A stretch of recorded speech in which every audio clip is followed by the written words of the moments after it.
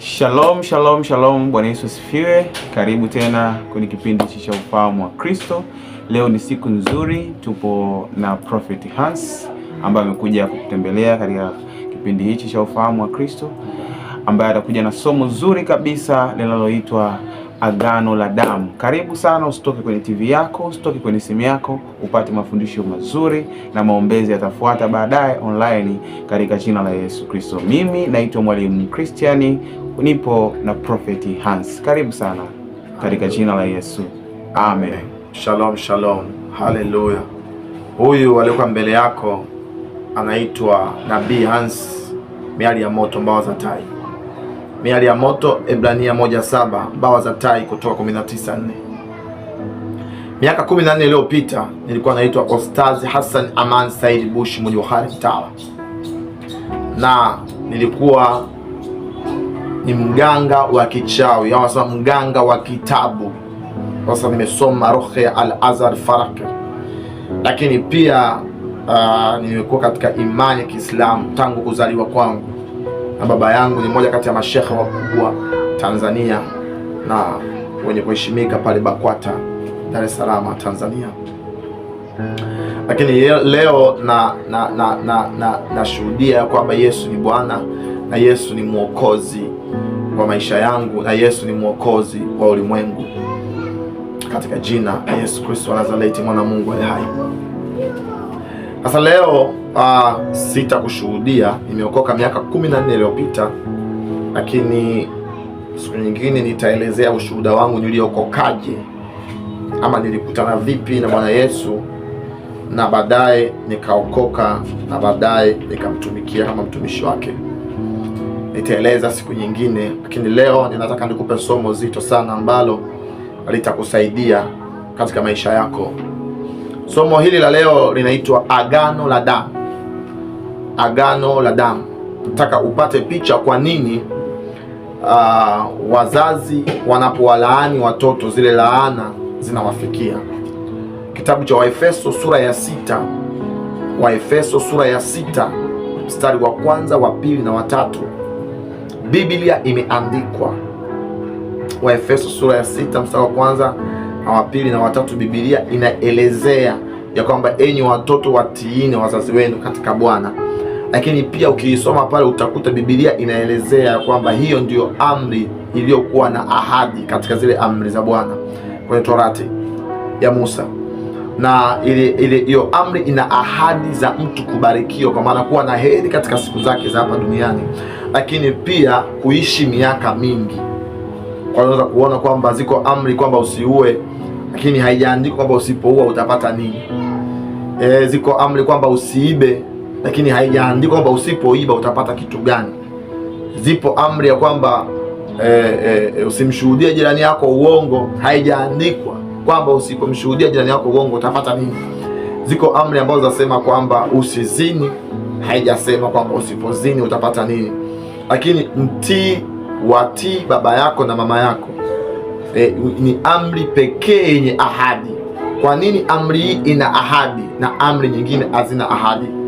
Ama unaweza ukajiuliza kwamba kwa nini baba akimlaani mtoto laana inampata, ama mama akimlaani mtoto laana inampata, ama baba akimbariki mtoto baraka inampata, ama mama akimbariki mtoto baraka inampata. Kwa nini?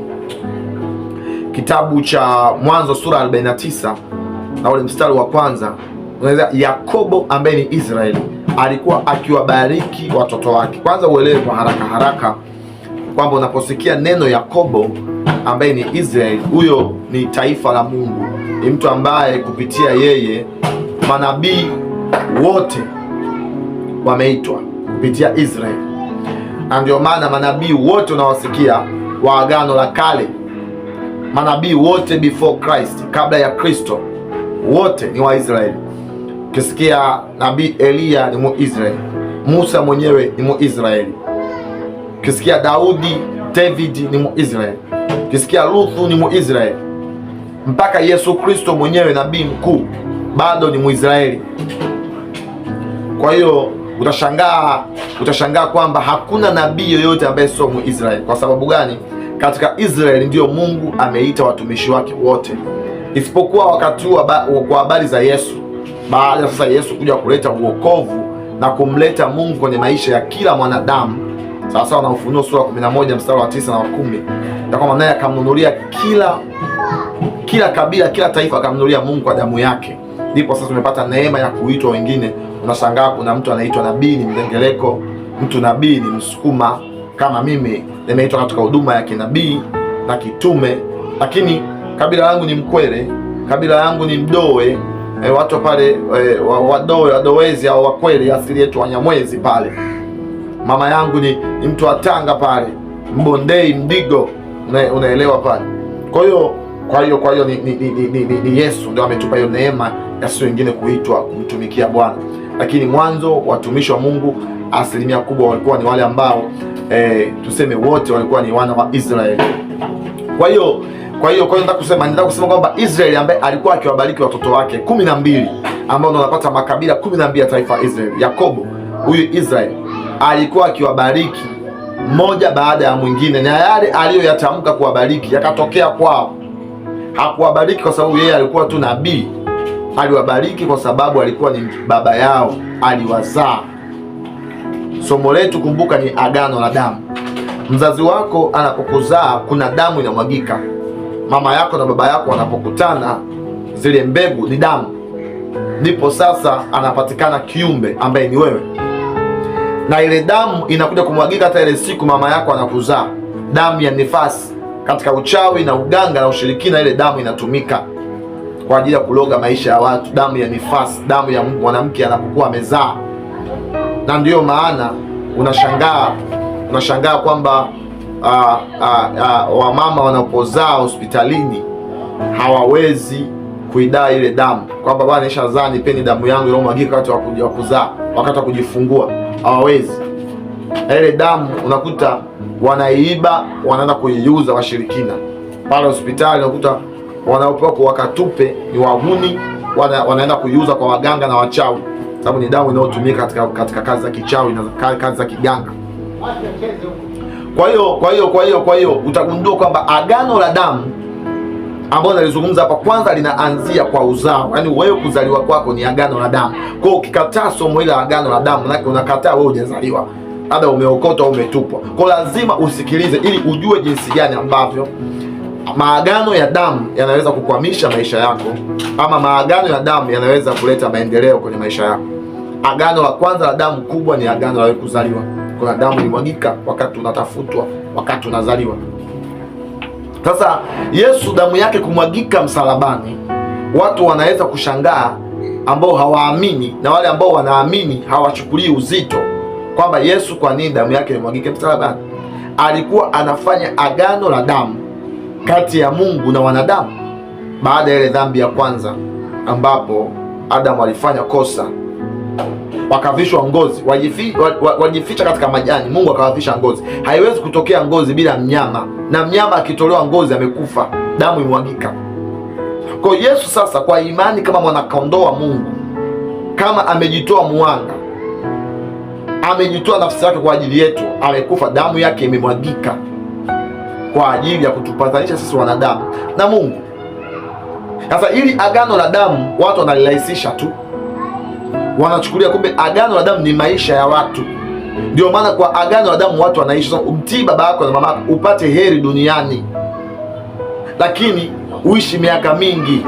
Maana uishi vizuri na uishi kwa miaka mingi. Kwa sababu gani? Baba yako na mama yako wamekupata kwa kutokana na agano la damu. Kwa ndio maana ukimwamini Yesu Kristo unaingia kwenye agano jipya la damu, ambapo sasa unakuwa na guarantee ya kuishi vizuri hapa duniani na kisha mbinguni uzima milele. Ndio maana ukisoma kwenye Mathayo sura 25 inaelezea habari za kwamba tumepata mara 100 hapa duniani na mbinguni uzima milele. 25-27 Mathayo inaelezea kwamba tutaenjoy duniani, na tukiondoka duniani tunakwenda kwenye uzima wa milele.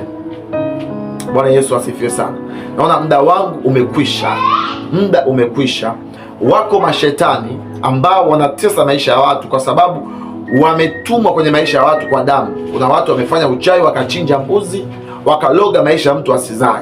Kuna watu wamefanya uchawi wakachinja mkondoo, wakachinja ng'ombe, wakachinja njiwa, wakachinja kuku, wakayatuma mashetani kwa agano la damu, ili mtu asipate kazi, huyu mtu asisome, huyu mtu asifaulu mitihani, huyu mtu nyota yake iibiwe, achanganikiwe, akose mwelekeo, awe yupo tu, asiwe na maendeleo yoyote. Wako watu ambao wamelaaniwa na wazazi wao kwa kutamkiwa maneno mabaya, na ni kwa sababu waliwazaa kwa damu, na wale wazazi washakufa, au wale wazazi walishawatenga kutokana na imani yao. Labda huyu mtu amekuwa Mkristo lakini asili yake alikuwa katika dini nyingine, ameokoka lakini asili yake alikuwa katika matambiko, katika ushirikina. Amelaaniwa na mzazi wake, na ile laana imemkuta anaishi maisha ya kutangatanga. Kwa nini? Ile laana imemkuta kwa sababu alimzaa kwa damu. Kuna watu wengine walipoa masharti kwamba usilewe, usinywe pombe, siku ukinywa pombe sina radhi na wewe. Kwa mtu anateseka akiwa ni mlevi kwa sababu mama yake alimwambia ukinywa pombe utateseka, na anateseka si kwa sababu ya pombe, anateseka sababu amelaaniwa na mama yake, amelaaniwa na baba yake, amelaaniwa na babu yake. Kwa sababu gani? Ametoka kwenye damu zao, kwenye mifupa yao. Kinachomtesa, yale mashetani yanamtesa kwa sababu ya agano la damu. Na ndio maana leo Bwana amenituma kwako kupitia maombi ya kuita damu ya mwanakondoo, nao wakamshinda shetani kwa damu yake Yesu, damu ya mwanakondoo, kwa damu ya mwanakondoo, kwa damu ya Yesu, uweze kukombolewa kwenye mateso, kwenye laana, kwenye mikosi, kwenye balaa, kwenye kulogwa, kwenye kukataliwa, kwenye kutasa, kwenye simanzi, uchungu. Kuna watu hawana amani, anakunywa pombe, anavuta sigara itafute amani, anakuwa malaya, anakuwa kahaba kwa ajili ya kuitafuta amani. Amani haipo ndani yake. Kwa nini? Amelogwa, anatembea kwenye laana inayotokana na maagano ya damu.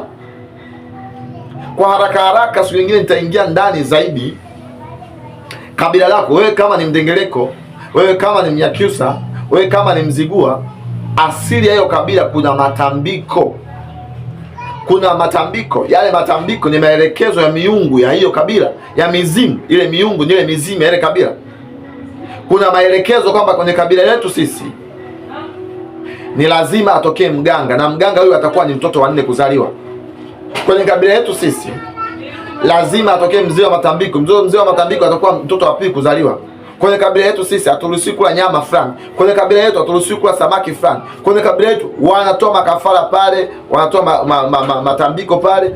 Kuna masharti na maelekezo ya matambiko katika kabila ulilotokea. Wewe leo unakula samaki fulani, kwenye kabila yako walizuia. Wewe leo unakula nyama fulani, kwenye kabila yako walizuia. Wewe leo umeoa mwanamke wa nje ya kabila lako, kuna kabila lako na maelekezo kama wanawake fulani ndio waoe. Kuna makabila mengine ni maelekezo lazima uoe mwanamke aliyokeketwa. Leo unaoa mwanamke ambaye hajakeketwa, mizimu inakuinukia, inaleta uharibifu kwenye ndoa. Ni kwa sababu ya maagano ya damu ya kabila yako. Kwa hiyo Bwana amenituma nikwambie, yako maombi maalum ya kukutoa kwenye maagano ya damu, ili Mungu aweze kukukumbuka. Huyu anasema naye anaitwa Nabii Hans Miali ya Moto Mbao Tatai, kitabu cha Waefeso sura ya 4 mstari wa 11, naye Bwana Yesu akawatoa wengine kwa mitume, manabii, wainjilisti, ili kujenga na kuimarisha ufalme wa Mungu, yaani kujenga na kuimarisha ule mwili wa Kristo ambaye ni ufalme wa Bwana. Kwa hiyo namba za simu utapatiwa pale ili uweze kukutana na Mungu katika maombi maalum ya kukutoa kwenye maagano ya damu. Kuna watu wengine mlilala na wanawake wakatoa mimba, mapepo yanawatesa kwa sababu kuna damu zilimwagika. Kuna watu wengine mlilala na wanawake mkakataa watoto, damu zikamwagika, watoto wakazaliwa hawana baba. Ile laana inakufuatilia kwa sababu kuna watoto watelekeza. Maagano ya damu. Mungu amenituma nikwambie kwamba tunahitaji kushughulikia maagano ya damu ili maisha yako yaweze kubadilika na uweze kubarikiwa. Mungu akubariki sana. Wakati mwingine tutaendelea vizuri zaidi pale. Haleluya.